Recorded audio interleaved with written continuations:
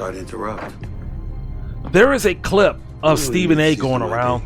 He plays this assassin named Brick in the soap opera called General Hospital, and I had no idea he was on the show. And I can also remember back in the day, my mother used to watch this shows like All My Children, Young and the Restless, and the General Hospital. And I gotta say, my man's got some skills. Putting on his Jason Bourne, Aaron Cross, Ethan Hunt, Brian Mills from Taken, and of course the legendary James Bond persona. And I have to also be honest about this. I was waiting for the "My name is A, Stephen A," and the A is for assassin whack moment. Good job, Brick. Well done. Well played. Anyway, welcome back to the show. I have to say I am so pumped for the Jaguars' upcoming season. As I stated before on Travis Hunter in our previous episode, that he's him. I haven't been this pumped for a player probably since the golden era. And I really mean that. Like where I literally take time out of my day and watch a player. That's Travis Hunter. And I really like what the Jaguars are doing. I like the new management. It's going to be a very, very exciting season. I just hope the chemistry really meshes very well. And we're going to see. We're going to see. And we're going to be there to cover it all right here on VIP's Podcast Global, presented by High Navy Life. We're going to cover it all. We're going to cover it all, man. And I'm really looking forward to it. I really hope that they bring back. I've been a strong advocate for this. I want to see the greatest show on turf come back. The 1999 St. Louis Ram offense. I want that in Jacksonville. You can rebrand it, call it what you want. You could call it the greatest show on grass 2.0, turf 2.0, whatever you want to call it, I'm with it. But I want to see fast receivers. I want to see ETN unleash like he was in Clemson.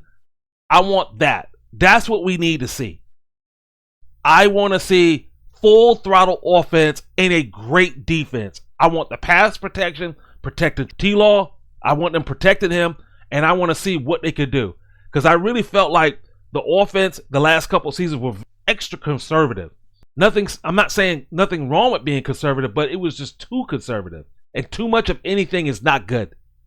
You can't be too conservative, and you can't be too liberal. You have to have just the right balance, 50-50, and just let it go.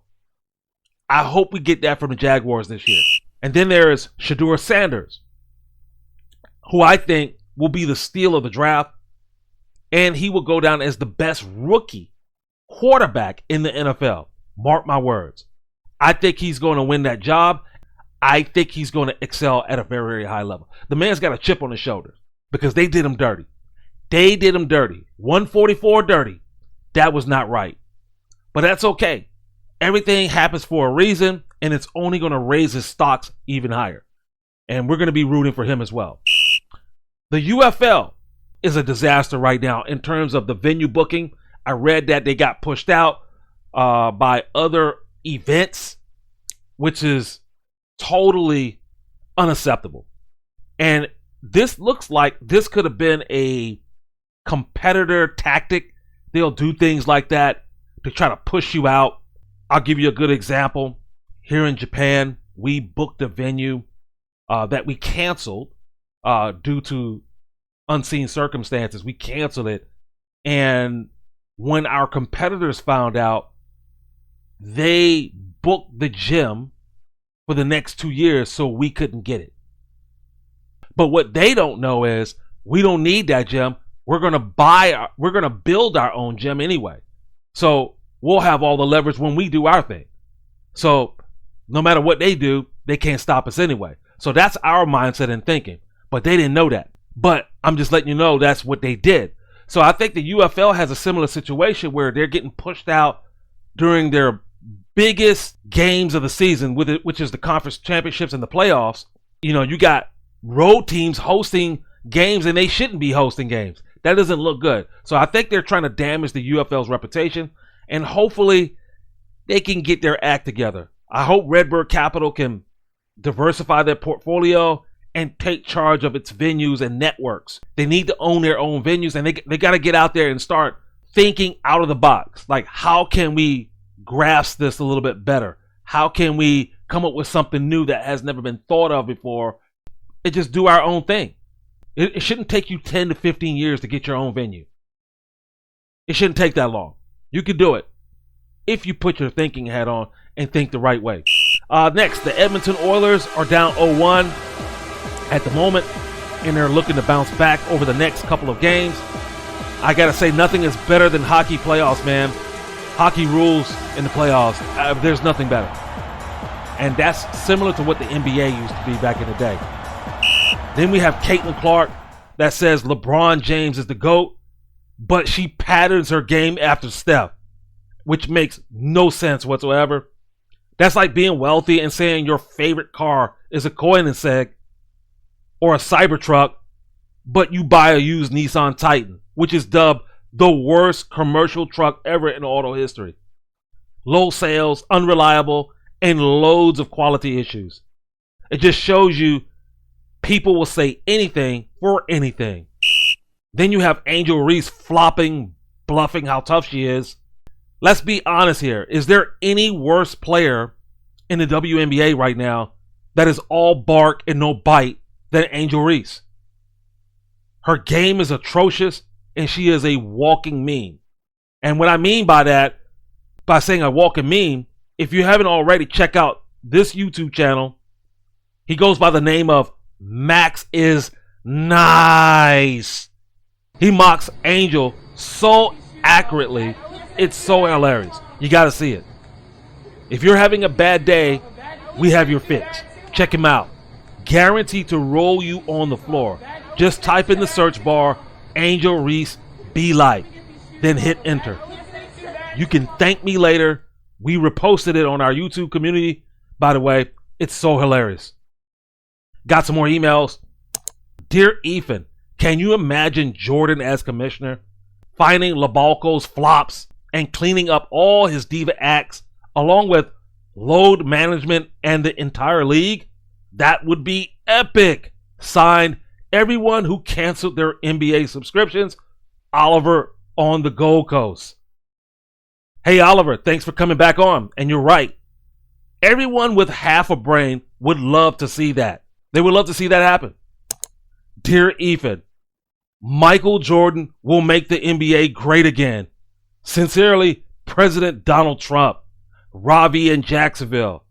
What's up, fam? Good to hear from you as always. Dear Ifan, we know everything. Signed, The Needle.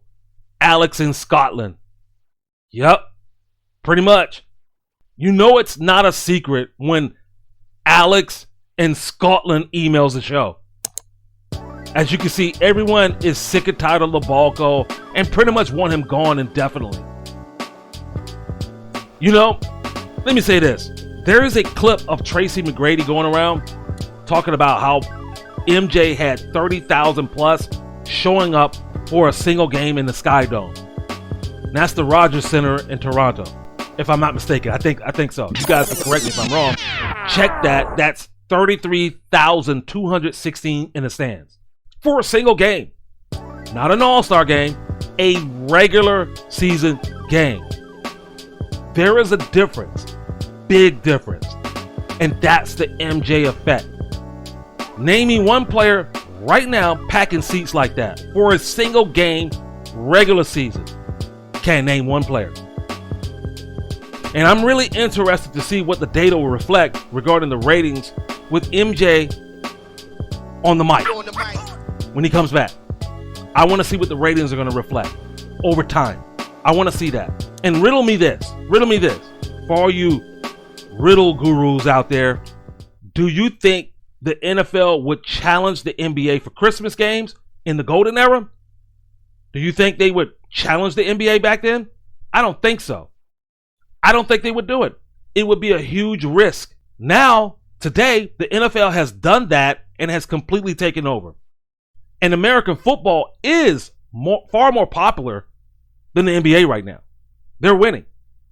The NFL generates the most revenue of any professional league worldwide, hands down.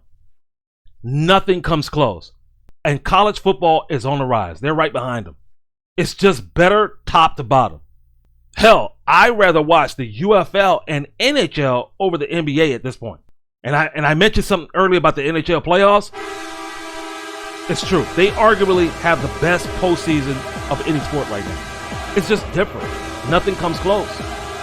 The NBA used to be like that back in the golden era, which we classify as 1984, 2004-ish, and the entire 90s decade. That was peak basketball, the good old days. So we're going to keep a close eye and watch what's going to unfold this coming NBA season. And that's going to do it for this episode. We covered MJ's comeback on NBC. We talked about other important trends in sports. And we gave you an update on what is coming on our end. We are probably going to release one more special edition on VIP's Podcast Global and VIP's Podcast Japan, hosted by me and Yasam Bunch. Like I said, we have a ton of special events coming your way and hope to see everyone there. This episode can be listened in its full format on our radio station, HNSN Feel the Beat Radio 2452. We post snippets on our social media. And until next time, this is Ifan Jemal signing off. Xiao Xiu Jian Matane. HNSN, the fan.